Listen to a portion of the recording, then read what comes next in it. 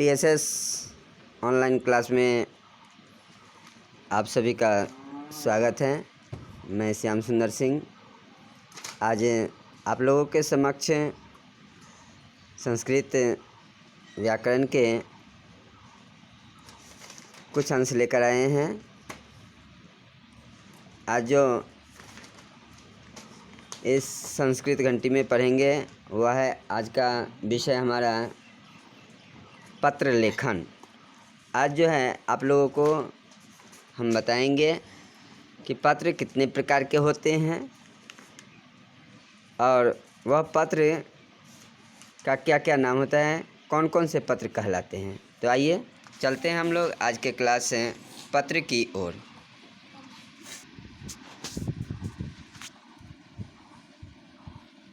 तो बच्चों, आप लोग स्क्रीन पर देख रहे होंगे जो पत्र दो प्रकार के होते हैं। एक होता है औपचारिक पत्र और एक होता है अनौपचारिक पत्र, है ना। पत्र कितने प्रकार के होते हैं? पत्र दो प्रकार के होते हैं। कौन कौन? औपचारिक पत्र और अनौपचारिक पत्र। अब औपचारिक पत्र किसे कहते हैं और अनौपचारिक पत्र किसे कहते हैं, इसका जानकारी होना बहुत ज़रूरी होता है। तो आइए औपचारिक पत्र किसे कहते हैं उसके बारे में जानते हैं। तो औपचारिक पत्र जब भी लिखा जाता है तो अपरिचित व्यक्ति को लिखा जाता है, जिसे हम पहचानते नहीं हैं। जैसे कार्यालय में दुकानदार को, कंपनी आदि को व्यवस्था में नियुक्त होने के लिए जो लिखते हैं, किसी भी चीज़ में, किसी कंपनी में ज्वाइन लेने के लिए जो हम लेटर लिखते हैं, पत्र लिखते हैं, उसे क्या कहते हैं? औपचारिक पत्र कहते हैं, है ना। और अनौपचारिक पत्र, तो अनौपचारिक पत्र सदैव परिचित आदमी को लिखा जाता है, जिसको हम जानते हैं, जिसे हम जानते हैं, जैसे मित्र को या फिर अपने स्कूल में प्रधानाध्यापक को, यह सब पत्र लिखते हैं। तो यह सब क्या कहलाता है? अनौपचारिक पत्र, है ना। तो कुछ आप लोगों को ध्यान देने योग्य बातें हैं, इस बात को हमेशा आप लोग ध्यान में रखेंगे। जो पहला तो औपचारिक पत्र किसे कहते हैं, अनौपचारिक पत्र किसे कहते हैं।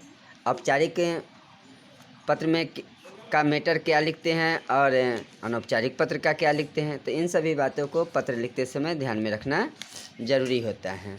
दूसरा है, जो पूरा पत्र पढ़ने और समझने के बाद ही मंजूषा के शब्दों को पढ़ना व समझना चाहिए।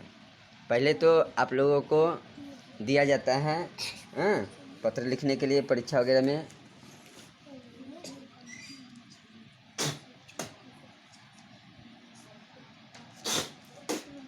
तो पहले कुछ उसमें रिक्तियाँ रहता है, रिक्त स्थान रहता है, और रिक्त स्थान में जो शब्द भरा जाता है उसको हम लोग किस में देखते हैं? तो मंजूषा के अंतर्गत देखते हैं। तो मंजूषा में भरे कैसे? अब जो शब्द जहाँ मर्जी वहाँ भर देंगे तो पत्र आपकी गलत हो जाएंगे। तो सबसे पहले आपको चाहिए जो पत्र को 2 बार 3 बार अच्छे से पढ़ कर के समझ लेना चाहिए, फिर मंजूषा में दिए गए शब्दों को पढ़ना चाहिए। अगर आप पत्र को पढ़कर समझ लेते हैं, मंजूषा के शब्दों को समझ लेते हैं, तो आपको पत्र को पूरा करने में कठिनाई नहीं होगी। उसका अर्थ जानना ज़रूरी होता है। तो आप लोग इन बातों को ध्यान में रखेंगे। तीसरा बात क्या है? जब शब्दों के अर्थ समझ आ जाएं, जो मंजूषा में दिए गए होते हैं शब्द, उस शब्द के अर्थ को पहले आप समझ लीजिए, उसके बाद भरिए, जिससे आपके द्वारा जो पत्र भरे जाएंगे, मंजूषा खाली जगह भरे जाएंगे, वह सटीक हो और सही हो।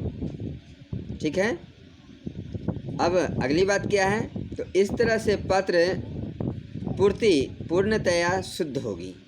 अगर आप अर्थ को समझते हुए पत्र को पढ़ करके 2 बार 3 बार आप लोग करते क्या हैं, जो बस पत्र को परीक्षा में आया और उसको क्या काम करते हैं, जो मर्जी शब्द आया उसको भर दिए। 10 शब्द है तो 10 को खाली जगह में भर देना है। अब कौन शब्द कहाँ भरना है इस पर ध्यान नहीं देते हैं। तो इन बातों को ध्यान में रखना चाहिए आप लोगों को, जो कौन सा शब्द कहाँ भरे, ताकि हमारा पत्र जो है क्या हो जाए, सही हो जाए।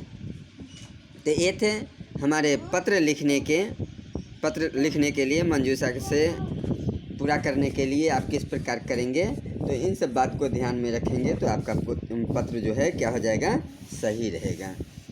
तो बच्चों, आज के वीडियो में जो आप लोगों को दे रहे हैं वह पत्र, कुछ मंजूषा हम दे रहे हैं आप लोगों को, और खाली जगह पत्र को पूरा करना है आप लोग को। तो आप लोग हमारे साथ बने रहिए।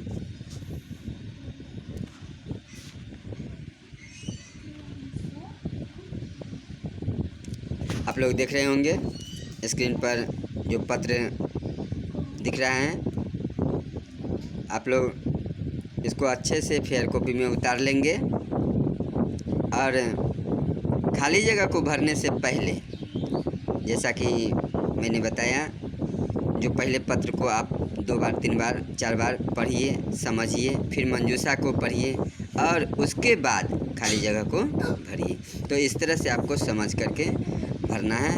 ये पत्र लिखा हुआ है, जो कि कौन सा पत्र है,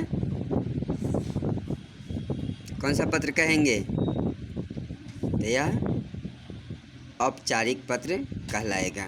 क्यों? क्योंकि आप नगर निगम आयुक्त को लिख रहे हैं, जिसे आप पहचानते नहीं हैं। इसमें आपका पूरा परिचय लिखना ज़रूरी होगा। सबसे पहले आप कहाँ से लिख रहे हैं, किस तिथि को लिख रहे हैं, किसे लिख रहे हैं, इन बातों को जानना ज़रूरी होता है। तो इन सब बात को जानते हुए आप पत्र को भरेंगे।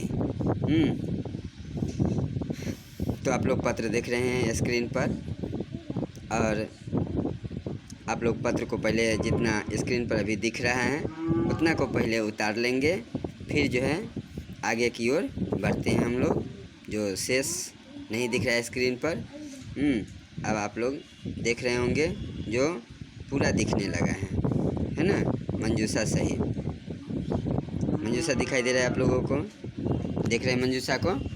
तो इस मंजूषा से आपको शब्द को चुनकर 10 खाली जगह दिए गए हैं और मंजूषा के अंतर्गत 10 शब्द दिए गए हैं। इन 10 शब्द जहाँ सटीक होगा, जो जहाँ सही होगा, वहाँ पर आप लोगों को क्या करना है, भर देना है। और भरकर पूरा करके फेयर कॉपी में डाल देना है। ठीक है बच्चों, हम कोशिश करेंगे जो अगला भाग जो इसका भेजेंगे हम, उसमें आपको उत्तर किस में क्या भराएगा, सही उत्तर आप लोगों को हम अपलोड करेंगे। आप लोग तो भर करके पूरा कर लीजिएगा, और अगले भाग में इसका उत्तर दिया जाएगा पत्र का, आप लोग मिला लेंगे। जब व्याकरण का भाग जाएगा तो उत्तर जाएगा, ध्यान रखिएगा। उससे पहले आप लोगों को नहीं जाएगा। अगर आप चैप्टर में खोजेंगे तो आप लोगों को नहीं मिलेगा। चैप्टर का वीडियोज में यह सब नहीं जाएगा। जब व्याकरण के पत्र लेखन जाएगा, अधोलिखित आवरण जाएगा, जिसको गद्यांश कहते हैं, तो उसके साथ हम जो पीछे का भाग होगा उस भाग का उत्तर हम जारी करेंगे। तो आप लोग को लिख लेना है। आज के वीडियो में हम 2 पत्र दे रहे हैं। एक पत्र जो देख रहे हैं आप लोग स्क्रीन पर, और दूसरा पत्र मेरा यह रहा। प्रश्न को ऊपर में लिख देंगे जो किसके पास लिखना है। प्रश्न लिखने के बाद ही आप इस पत्र को लिखेंगे। जितना आप लोग को दिखाई दे रहा है उतना को पहले लिख लेंगे, फिर हम वीडियो को जो है आगे बढ़ाते हैं, है ना।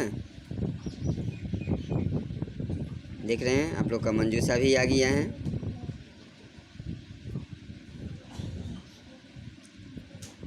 देखिए इसमें कुछ जो है मंजूषा में चिन्हित कर दिया गया है, लेकिन आपको अपने से समझकर बनाना है। हो ना हो इसमें गलती भी हो सकता है, तो यह नहीं समझिएगा जो इसका तो उत्तर इसमें दे दिए हैं सर, लिखा हुआ है तो हम भी उसमें जल्दी जल्दी भर ले। जल्दीबाजी का काम नहीं कीजिएगा, आपको खुद से सोच समझ करके भरना है और बनाना है ना। तो प्यारे बच्चों, आप लोग समझ गए होंगे आज का वीडियो का संस्कृत व्याकरण के अंतर्गत औपचारिक पत्र और अनौपचारिक पत्र जो आप लोगों को हम बताएं, इसको पूरा कर लीजिएगा। खुलने के बाद हम प्रश्न आपसे करेंगे, औपचारिक पत्र किसे कहते हैं और अनौपचारिक पत्र किसे कहते हैं, है ना। तो औपचारिक पत्र और अनौपचारिक पत्र का परिभाषा आप लोगों को याद कर लेना है, जो पहले हम बता चुके हैं। तो इस प्रकार से आप लोग आज का पत्र लेखन व्याकरण के अंतर्गत लिखेंगे। इसका अगला भाग भी पत्र लेखन ही जाएगा, उसके बाद गद्यांश का देंगे हम। तो आज का पत्र लेखन पाठ्य पत्र लेखन संबंधित बातें व्याकरण के अंतर्गत, संस्कृत व्याकरण के अंतर्गत यहीं समाप्त करते हैं। फिर मिलते हैं अगले वीडियो में। दीजिए श्याम सुंदर सिंह को इजाज़त। अगले वीडियो तक के लिए, तब तक के लिए धन्यवाद।